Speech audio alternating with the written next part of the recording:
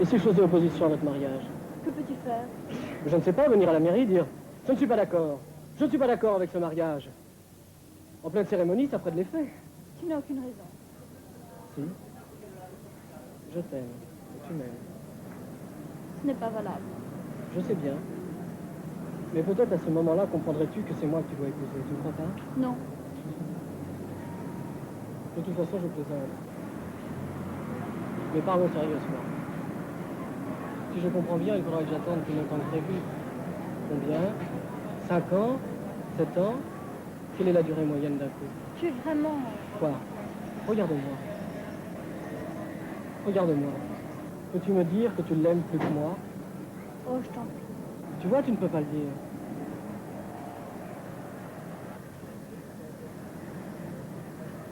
Je l'aime différemment. Je crois que je n'aimerai jamais personne comme toi. Maintenant, je me méfie. Je pense à moi, je me tiens sur mes gardes. Et avec moi aussi, tu pourrais te tenir sur tes gardes. D'autant plus que tu sais de quel côté te garder. Mais enfin, je ne comprends pas. Est-ce que la vie consiste à porter éternellement le poids d'une erreur qu'on a commise? Peut-être n'ai-je pas assez payé. Mais enfin, pourquoi m'enlèves-tu tout espoir alors que tu ne sais même pas ce que tu veux vraiment? Tu ne sais même pas si tu l'aimes vraiment. Arrête de penser de cette façon. Tu n'as rien à payer.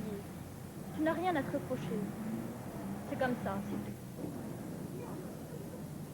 Tu vas vivre avec un homme que tu n'aimes pas, parce qu'il est trop difficile de vivre avec l'homme que tu aimes. Tu es plus tranquille comme ça. Je ne veux pas te chicaner, mais il me serait facile de t'attaquer sur les choses sexuelles, par exemple. Tu sais bien que pour moi, ça n'a pas d'importance. Oh, écoute, pas à moi. Tu veux que je te rappelle certaines choses? Non, Tu vois bien. ça n'a aucun rapport. À ta place, je contre-attaquerai. Pourquoi ne dis-tu pas, enfin j'ai découvert l'amour. Enfin, je sais ce que c'est que l'amour. Je pourrais le dire. On peut tout dire. Je t'ai menti quelquefois, mais je ne me suis jamais menti. Toi, tu as toujours été très doué pour te convaincre de choses qui n'existaient pas. À mon avis, vous faites semblant d'être un couple. Vous jouez la comédie d'un couple. Et pour ne pas vous l'avouer, vous vous jetez en avant. Je comprends très bien. Je préférais que tu me dises que tu l'épouses parce qu'il a de l'argent. Il n'a pas d'argent. Là, tu recommences à mentir. Une profession prestigieuse, un héritage culturel et bientôt un jour financier. Mais c'est très bien ainsi. N'en ayez pas honte, ne niez pas, l'argent n'a jamais sali personne. Le parti auquel appartient ton juge en sait quelque chose. Quand même, tu as fait attention avant de tomber amoureuse.